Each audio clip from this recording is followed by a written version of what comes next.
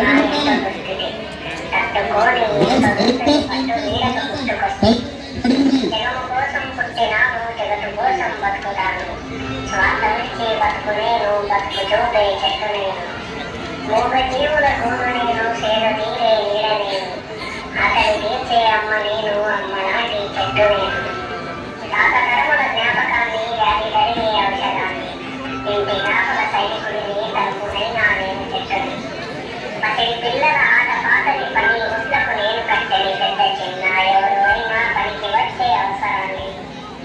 అమ్మ లాంటి చెట్టు నేను, చెట్టునైనా అమ్మ నేను. అమ్మతోనే జన్మ ఉంది, చెట్టుతోనే బతుకు ఉంది.